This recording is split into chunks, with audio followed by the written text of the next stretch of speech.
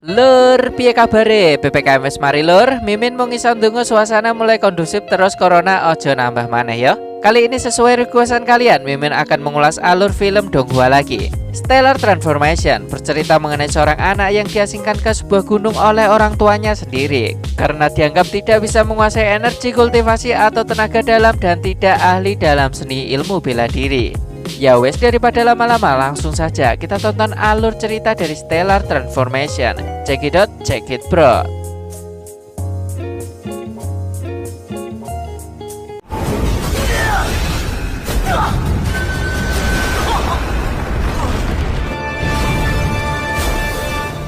Sebelum kita memulai alur cerita ini, terlebih dahulu diperlihatkan tentang latar dari Donghua ini yang terletak di sebuah benua bernama Benua Naga, di mana manusia, peri, iblis, dan binatang buas hidup saling berdampingan. Tapi ada satu tempat yang tidak boleh mereka tinggali, yaitu di sebelah timur dari Benua Naga yang ditempati oleh makhluk dari surga. Sedang bagian barat dari Benua Naga dibagi menjadi 3 negara yang masing-masing didukung oleh iblis dan peri. Salah satu kerajaan terkuat di barat bernama Kerajaan Cho. Di Benua Naga juga terdapat pendekar yang diberi nama para kultivator. Dan jika masing-masing dari mereka ingin bertambah kuat dan hidup abadi, mereka harus melewati kesulitan yang tak terhitung jumlahnya, serta saling membunuh satu sama lain. Lalu kita diperlihatkan pertarungan antara seorang iblis dan 2 orang manusia. Sehingga seorang pemuda yang memakai topeng kemudian membuka topengnya, dan ternyata seorang dari mereka baru sadar kalau mereka adalah ayah dan anak.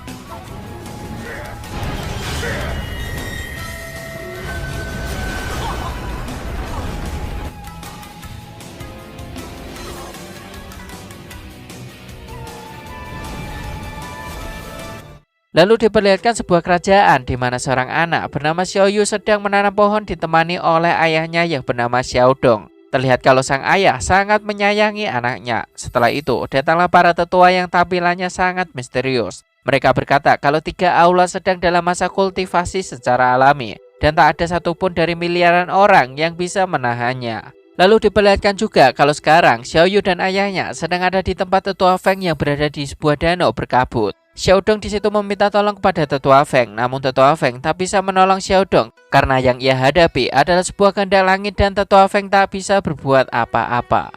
Lalu setelah itu seketika Xiaoyu diasingkan di sebuah gunung bernama Gunung Yunwu. Namun ayahnya tak pernah melihatnya sehingga Xiaoyu terlihat kesepian. 2 tahun berselang, Xiaoyu mengira kalau ayahnya akan segera datang untuk menemuinya. Tapi kakek Lian, seorang kakek yang menemani Xiaoyu di gunung tersebut, berkata kalau keadaan di luar sangat dingin dan dia tidak bisa keluar dengan pakaian yang tipis. Tapi Xiaoyu sama sekali tak menghiraukannya. Lalu kakek Lian memberi sebuah anak burung yang kemudian diberi nama Xiaohi, yang karena masih kecil ia belum bisa terbang.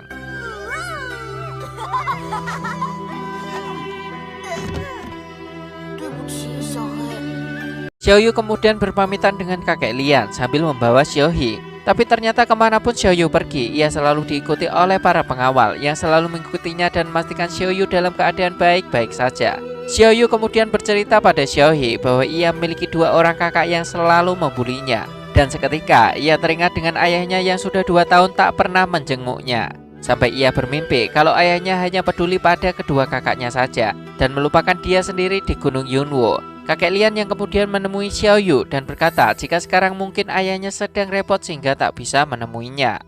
Lalu keesokan harinya saat ia bermain dengan Xiaohi, tiba-tiba ia mendengar suara meminta tolong. Ternyata itu adalah suara 2 orang yang sedang diserang oleh serigala pohon.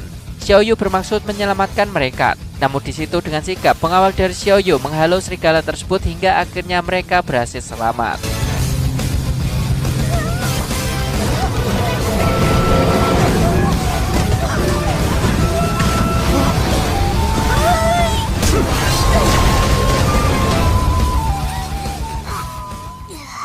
Ternyata 2 orang tersebut bernama Tishan dan adiknya yang super unyu bernama Tixiao. Akhirnya Xiaoyu bermain dengan mereka dan ia juga berkunjung di desa di mana mereka tinggal.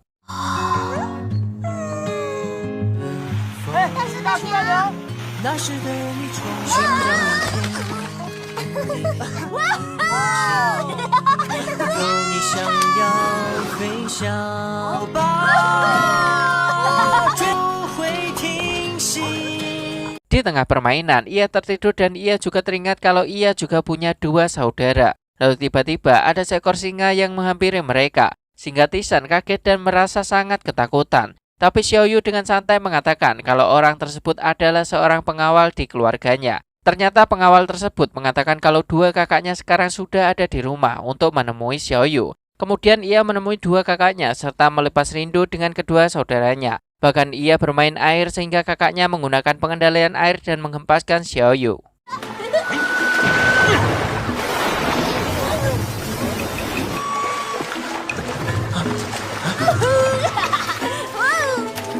Setelah puas bermain, terlihat kalau ada sesuatu yang sedang disembunyikan oleh kedua kakaknya, dan mereka juga harus segera pergi saat senja. Xiaoyu kelihatan sedih karena harus ditinggalkan lagi, namun kedua kakaknya menghiburnya sambil menjanjikan sesuatu nanti saat mereka bertemu lagi. Ternyata selama ini Xiaoyu diasingkan karena dianggap sama sekali tak bisa menguasai tenaga kultivasi dan tidak mungkin menjadi pendekar hebat, sehingga ia harus disembunyikan di Gunung Yunwu. Xiaoyu hanya bisa bersedih dengan keinginan suatu hari nanti ia ingin seperti kedua kakaknya dan bisa menguasai ilmu bela diri. Setelah itu, terdapat bintang jatuh sehingga ia berdoa pada dewa. Dan disitulah ia tergugah hatinya untuk pelajari ilmu kultivasi agar ia bisa menjadi kultivator tingkat tinggi.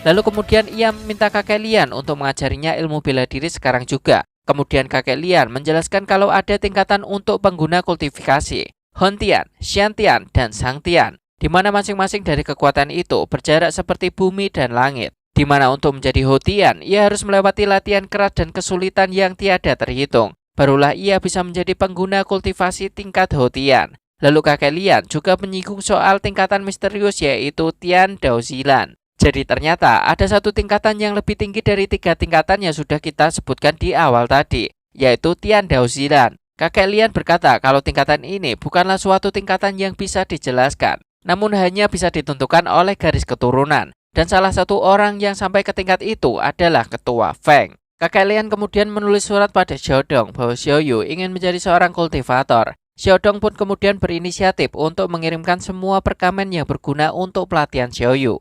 Xiaodong juga mengirimkan para kultivator terhebat yang ada sebagai guru yang akan dipilih oleh Xiaoyu. Kedelapan kultivator pun tiba dan Xiaoyu harus memilih salah satu di antara mereka. Tapi Xiaoyu berkata kalau ia akan memilih semua, namun kakek Lian berkata ia tak bisa memilih semua, karena akan sangat berbahaya baginya untuk menyeimbangkan tenaga kultivasi dari berbagai aliran. Kemudian Xiaoyu pun meminta mereka menunjukkan keahlian mereka, sehingga Xiaoyu bisa memilih yang terbaik di antara mereka.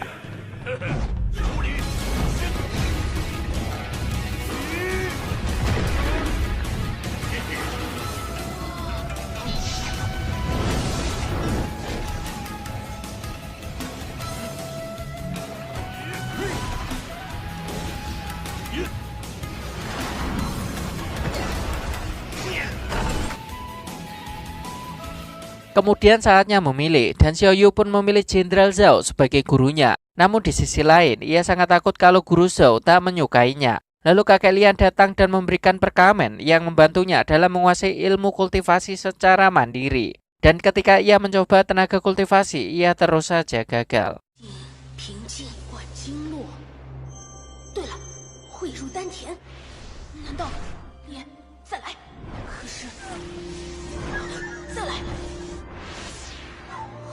Sampai akhirnya pelatihan pertama dimulai, namun sayang sekali ia terlambat sehingga harus cukup menuruni bukit. Namun saat sampai di bawah ternyata Jenderal Zhao sudah ada di bawah dan menyuruhnya naik kembali. Xiaoyu akhirnya memperoleh sebuah pelatihan ekstrim untuk menjadi seorang kultivator.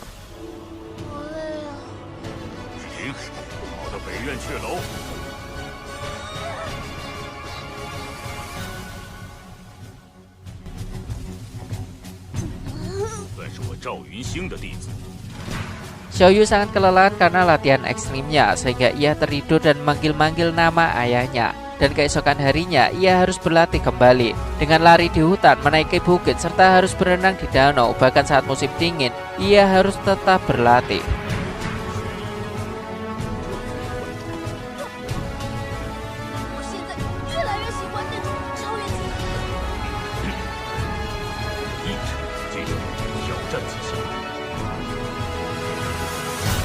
Dan pada suatu hari dalam latihannya, ia bertemu dengan Tixian dan Tixiao. Tixiao menyuruh Xiaoyu untuk beristirahat, tapi kemudian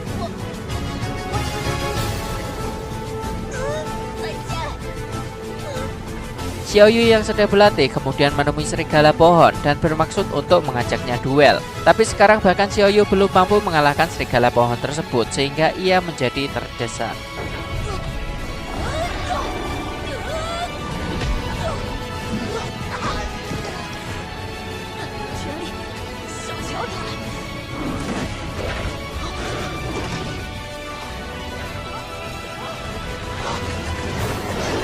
Tapi untunglah ada Jenderal Zhao yang datang dan kemudian Xiaoyu melanjutkan latihannya sampai suatu hari. 1 tahun telah berlalu dan Jenderal Zhao akan pergi karena latihannya selama 1 tahun sudah selesai. Jenderal Zhao berkata kalau ia harus menguasai energi kultivasi secara mandiri dan menjadi seorang kultivator yang hebat. Xiaoyu kemudian berjanji tak akan menyerah dan terus akan berlatih.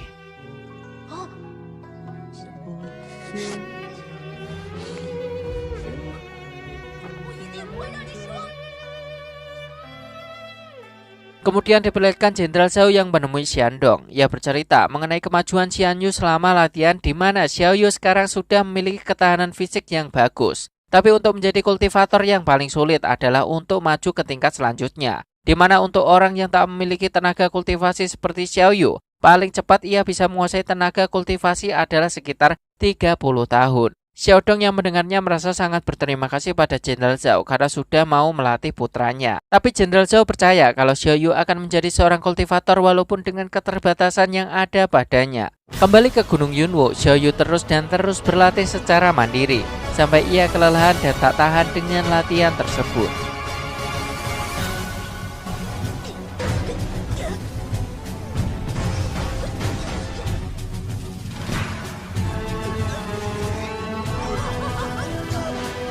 Kemudian Xiaoyu dan Xiaohe pergi untuk melihat bintang.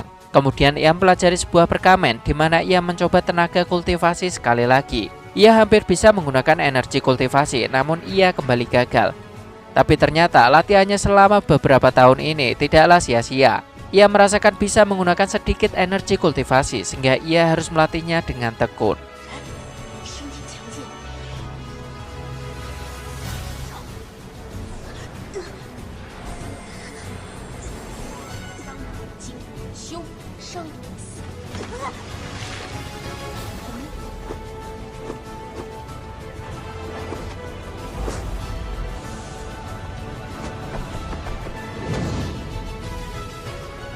Pada saat di pemandian air panas, ia juga terus berlatih, sehingga ia bisa merasakan energi kultivasi jenis air dan angin ternyata sangat mirip, sehingga ia akan terus mengembangkannya. Kemudian Xiaoyu kembali mendatangi serigala pohon dan menantangnya untuk berduel sekali lagi. Dengan kekuatannya yang sekarang, ia mampu berlari dengan cepat, meninggalkan serigala tersebut. Bahkan kekuatannya menjadi berlipat ganda sampai para pengawal yang menjaganya bahkan tak bisa mengimbangi kecepatannya. Hai, 又见面了。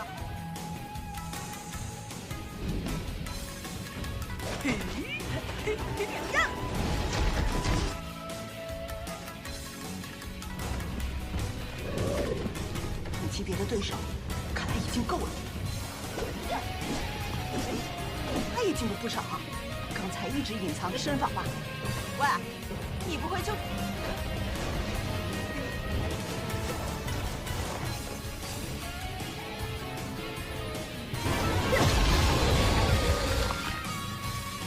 收工回家。 Saat pulang, Xiaoyu menemukan cara memanipulasi energi kultivasi dan menggunakannya untuk berlari di udara. Pengawal yang selama ini menjaga Xiaoyu kemudian memohon untuk kembali ke pasukan mereka karena sudah tak mampu lagi mengikuti kecepatan dari Xiaoyu. Xiaodong merasa sangat bangga dengan kemajuan kultivasi milik Xiaoyu. Kemudian Xiaodong juga bercerita mengenai Tianzu dan ia akan segera membalaskan dendamnya, tapi belum jelas siapa sebenarnya Tianzu itu. Xiaoyu yang berlatih dengan para boneka batu menyadari kalau ia harus memiliki senjata untuk bertarung. Sehingga secara tak sengaja ia membuka sebuah segel dalam perkamen yang ternyata adalah sebuah peninggalan dari pala leluhurnya. Dan muncullah sebuah hologram di mana hologram tersebut akan membagikan bagaimana cara mempelajari sebuah teknik rahasia dalam berpedang. yang tidak seharusnya dipelajari oleh manusia yang diberi nama metode teknik pedang Yushi.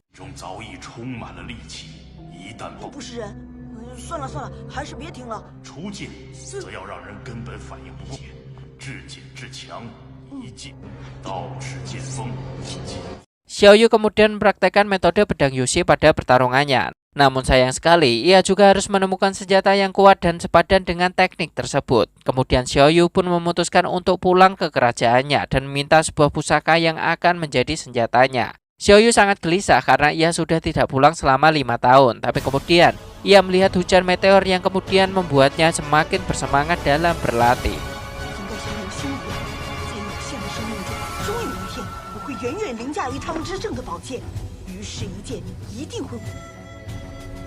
Xiaoyu kemudian bergegas dengan menaiki kuda putih miliknya. Tapi sebelum pulang ke kerajaannya, ia terlebih dahulu menemui Tixian dan Tixiao dan menanyai mereka apakah ada barang yang mau mereka beli di kota, karena ia akan pulang ke kerajaannya. Tixiao di situ meminta dibelikan sebuah boneka dan Tixian meminta ia membelikan sebuah pedang.